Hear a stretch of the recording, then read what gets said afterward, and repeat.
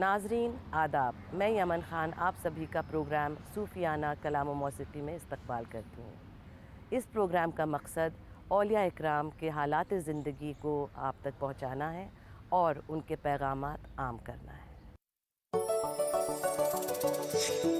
आज की नशिस्त में हम आपको लेके चलेंगे निज़ामों के शहर हैदराबाद।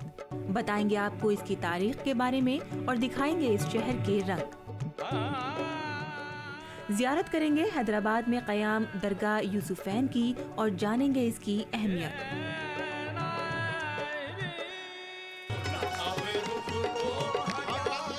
हामिद साबरी साहब पेश करेंगे आपकी नज़र एक शानदार कलाम।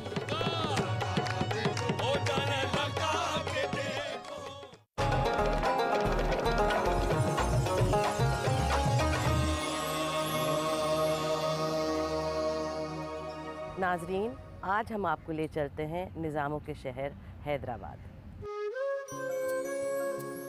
हैदराबाद हिंदुस्तान में हमेशा से ही अपनी मखसूस ज़बान, लिबास और पकवानों की वजह से मशहूर है। इस शहर की रौनक में यहाँ का नवाबाना मिजाज झलकता है, जो कि यहाँ के दौलत व सरवतमंद नवाब निज़ाम हैदराबाद का अक्स भी है और शान भी। हैदराबाद एक तारीख़ी शहर है। यहाँ की इमारतों में चार मीनार अपनी एक तारीख़ी अलामत के तौर पर कायम है।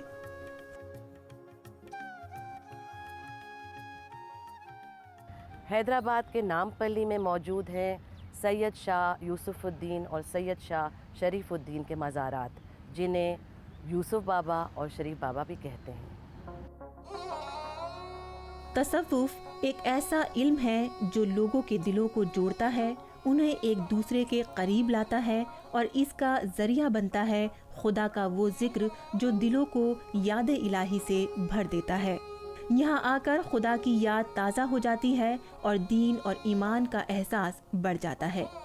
सच्चाई की ताकत और ईमानदारी की रमक ही दरअसल सूफ़ी फ़लसफ़े के वो सिक्के हैं जो बाज़ार जहाँ में हमेशा अपनी अहमियत बनाए रखते हैं।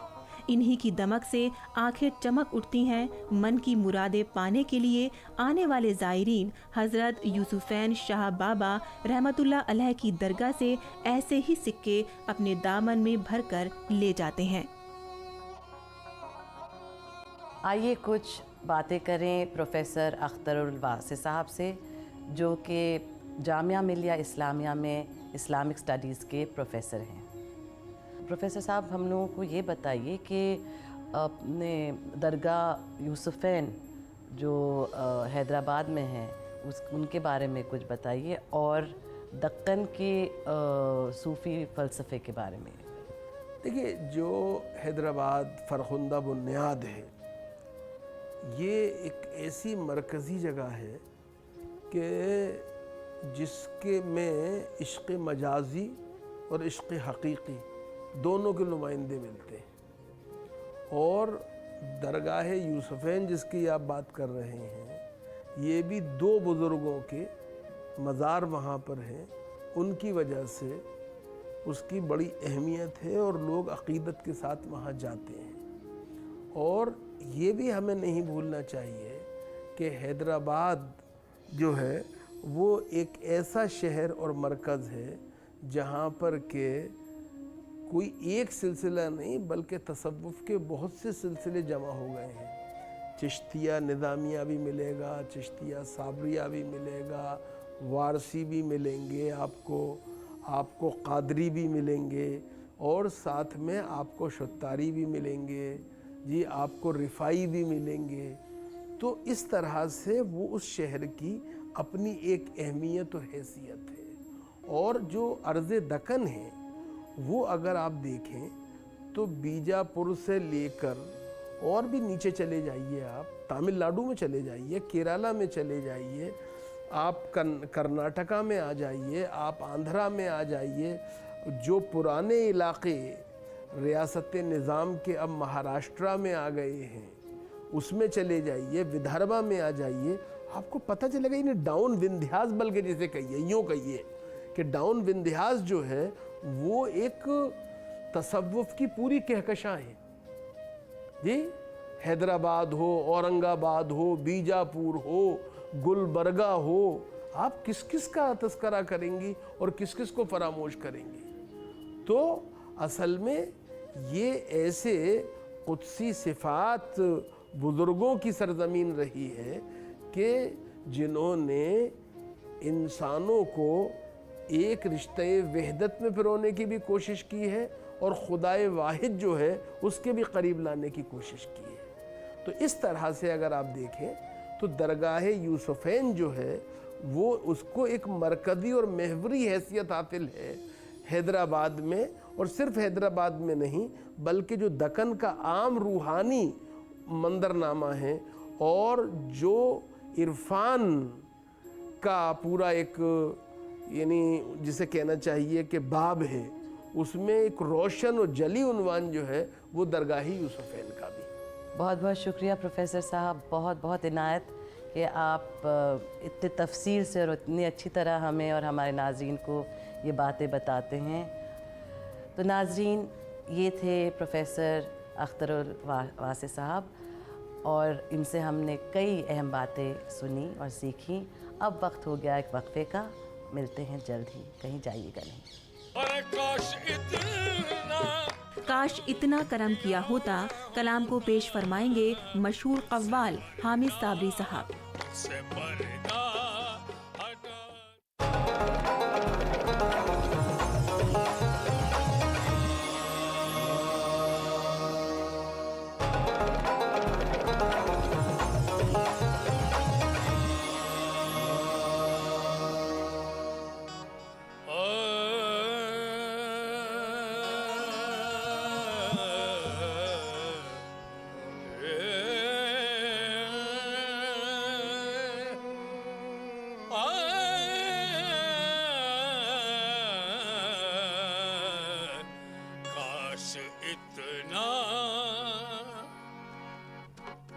काश इतना कलम किया होता, काश इतना करम किया होता,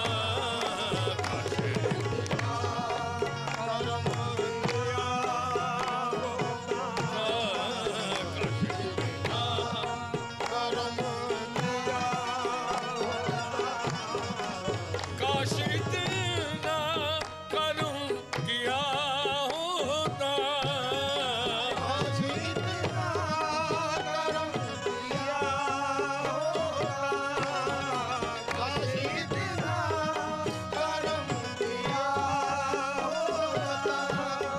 अरे काश इतना करम किया होता, तुझसे पर्दा हटा दिया होता, तुझसे पर्दा हटा दिया होता, पर्दा हटा दिया होता, पर्दा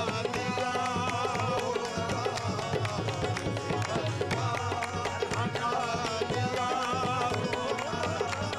अरे काश इतना करम किया होता, काश इतना करम किया होता, काश इतना करम किया होता,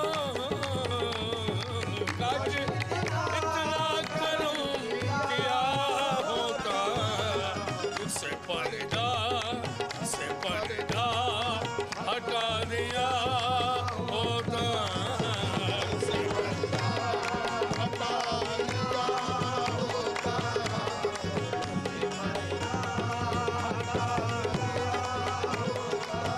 ओ दर्द दिल आप ही ने बख्शा है, आप ही ने बख्शा है, दर्द दिल आप ही ने बख्शा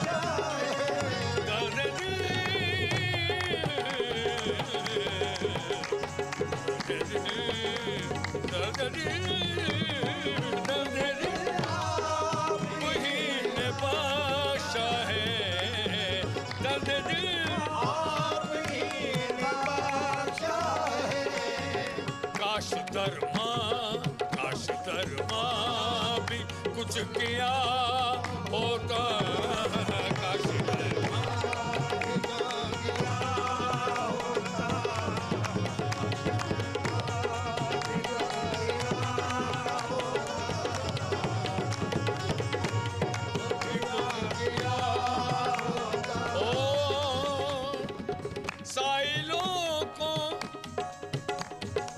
साइलों को नवाजने वाले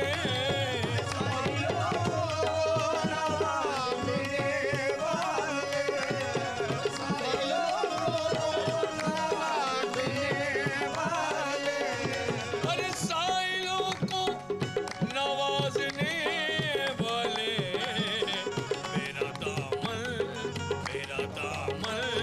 भी भर दिया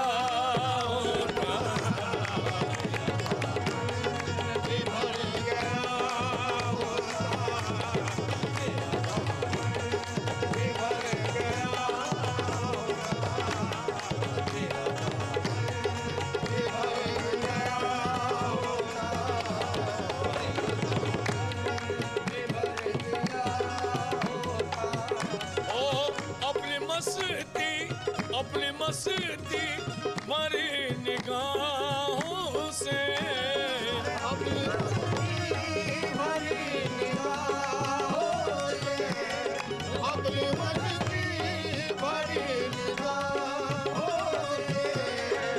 अपनी मस्ती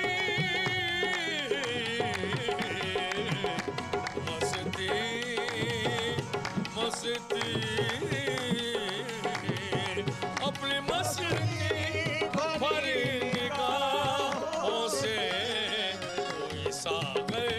कोई सागर पिला दिया होगा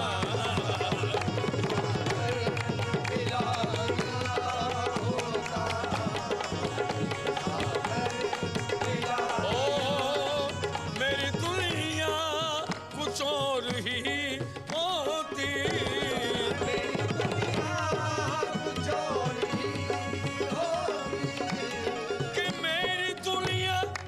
कुछ और ही होती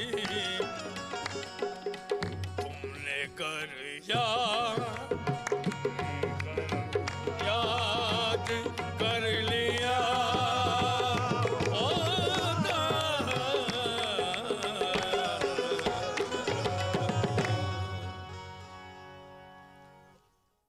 अखलाक साहब, हिंदुस्तानी तसव्वुफ़ और फ़ारसी ज़ुबान में क्या रिश्ता है? ये हिंदुस्तान में तसव्वुफ़ और फ़ारसी ज़बान का बड़ा गहरा रिश्ता रहा है। हम जानते हैं कि फ़ारसी जो है ये हिंदुस्तान में एक अजनबी ज़बान नहीं रही। सैकड़ों साल से लोगों में इसका रवाज रहा है और बेशतर जो सूफिया थे उनमें बहुत सारे शुअरा भी थे, वो फ़ारसी के शुअरा थे। मसलन जिन शुअरा का कलाम हिंदुस्तान में आम हुआ, जैसे हज़रत सनाई का, हज़रत जामी का या हज़रत अमीर खुसरो का, ख़ुद बू अली शाह कलंदर बड़े शायर थे, जमालुद्दीन जमाली बहुत बड़े फ़ारसी के शायर थे। उसी तरह से दीगर बहुत सारे सूफिया हम देखते हैं जो सूफ़ी भी थे, शायर भी थे और उन्होंने फ़ारसी में शायरी की। अगरचे बहुत सारे सूफिया ने मकामी ज़बानों में भी शायरी की, जैसे बाबा फ़रीद ने पंजाबी में सबसे पहले शायरी की, अमीर खुसरो ने फ़ारसी के साथ दूसरी ज़बानों में भी शायरी की।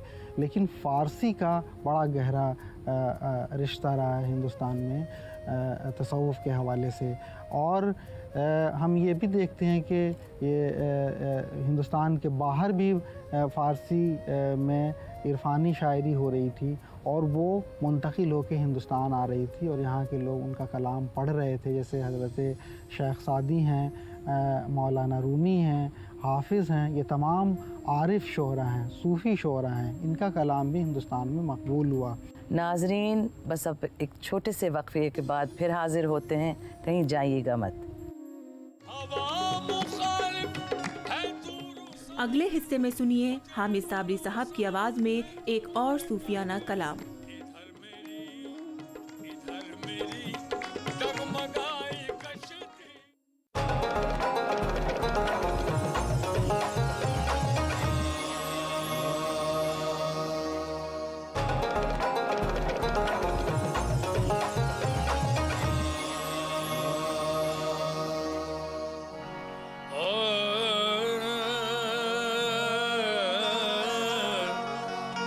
निगाह रहमत का मुल्तज़िर हूँ, निगाह रहमत का मुल्तज़िर हूँ, मैं अपनी किस्मत संवार लूँगा, निगाह रहमत का मुल्तज़िर हूँ, मैं अपनी किस्मत संवार लूँगा, निगाह रहमत का मुल्तज़िर हूँ, निगाह ओह का मुल्तज़िर हूँ, निगाह रहमत का मुल्तज़िर हूँ, मैं अपनी किस्मत संवार लूँगा, निगाह रहमत का मुल्तज़िर हूँ, मैं अपनी किस्मत संवार लूँगा, निगाह रहमत का मुल्तज़िर हूँ, मैं अपनी किस्मत संवार लूँगा,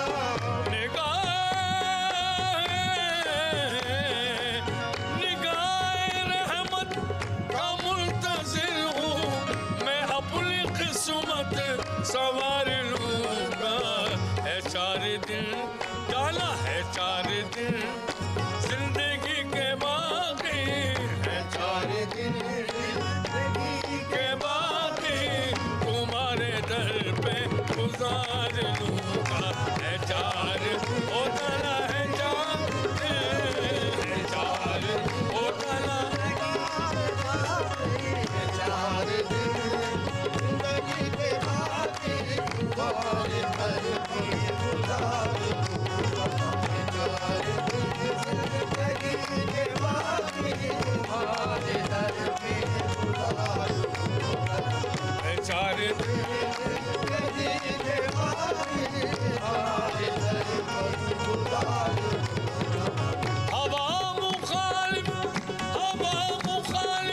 है दूर साए, मुझे भरोसा है तुम पे काबिल, मुझे भरोसा है तुम पे काबिल, मुझे भरोसा है तुम पे काबिल, हवा मुखालिफ है दूर साए, मुझे भरोसा है तुम पे काबिल, इधर मेरी डगमगाई कश्ती, इधर मेरी डगमगाई कश्ती, उधर मैं तुमको पुकार लूँगा, उधर डगमगाई कश्ती, उधर मैं तुमको पुकार लूँगा, इधर मेरी डगमगाई कश्ती, उधर मैं तुमको पुकार लूँगा, मेरी नजर वो नजर नहीं है जो ताबे जलवा न ला सकेगी, जो ताबे जलवा न ला सकेगी, जो ताबे जलवा न ला सकेगी, जो ताबे जलवा न ला सकेगी, जो ताबे जलवा न ला सकेगी, मेरी नजर वो नजर नहीं है जो ताबे जलवा न ला सकेगी, नकाबे रुख है नकाबे रुख को हटा के देखो, नकाबे रुख को हटा के देखो, हर नजर में जलवे उतार लूँगा, ओ जाने लगा के देखो, ओ गला उठा के देखो, उठा के देखो, मेरी नजर वो नजर नहीं है जो ताबे जलवा न ला सकेगी, जो ताबे जलवा न ला सकेगी, जो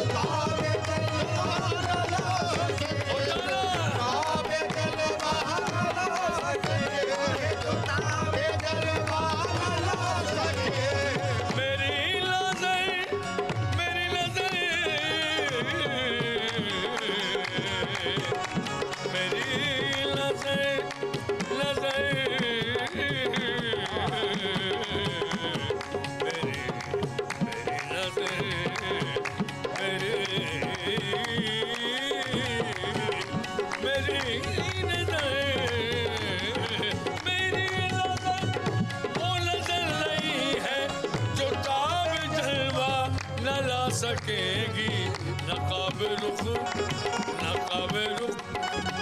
उठा के देखो, नकाब रुख को हटा के देखो, नजर में जलवे उतार लूंगा।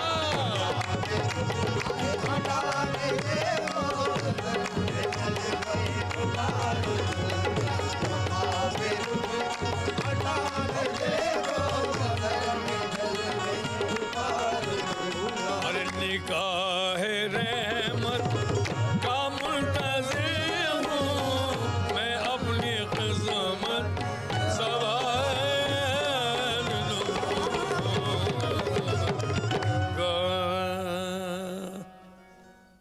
प्रोफेसर साहब, जुनूबी हिंदुस्तान में तसव्वुफ़ का क्या असर रहा है? जुनूबी हिंदुस्तान का तसव्वुफ़ में बड़ा अहम रोल रहा है और बड़े सूफिया वहाँ पे रहे हैं। ख़ास तौर से हम ये देखते हैं कि जब शुमाली हिंदुस्तान से सूफिया, ख़ास तौर से हज़रत निज़ामुद्दीन औलिया रहमतुल्लाह अलैह के इंतकाल के बाद जब हालात ऐसी तब्दील हुए, बाज़ सियासी हालात, एक तो ये वाक़या हुआ कि मोहम्मद बिन तुग़लक ने देवगीर को अपनी राजधानी बनाई, तो बहुत सारे मशाइख और सूफिया को ये कहा गया कि वो भी यहाँ से मुंतकिल होकर उस इलाके में जाएं।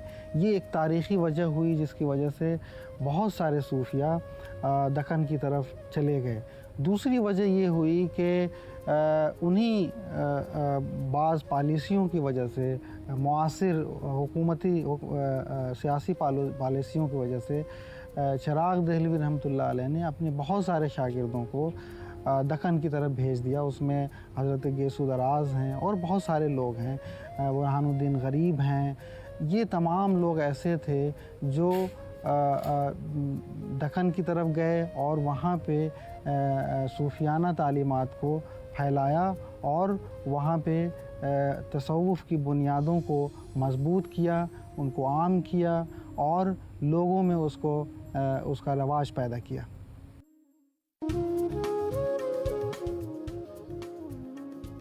हैदराबाद की मालो दौलत सिर्फ निज़ामों की दी हुई दुनियावी दौलत नहीं है, बल्कि उसकी दौलत रूहानियत और इसके लोगों की जिंदा दिली भी है।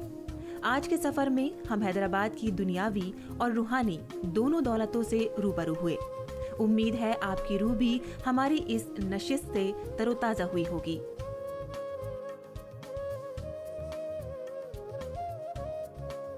नाजरीन, हमें यकीन है कि तसव्वुफ़ की दरिया में हमारे साथ आपने भी अपनी रूहों को तर किया होगा। हम चलेंगे बंगाल के एक कस्बे मालदा और ज़ियारत फरमाएंगे हज़रत अलाउल हक पांडवी रहमतुल्लाह अलैह दरगाह की, जो पांडवा शरीफ में क़याम है।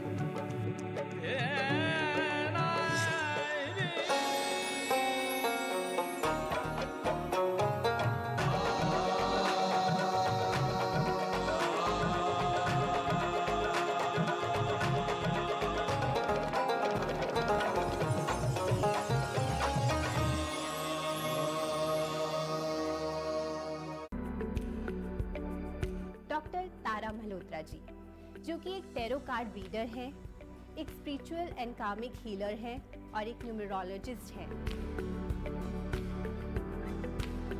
फिजिक्स में एनर्जी के बारे में पढ़े कि energy can never be created nor be destroyed.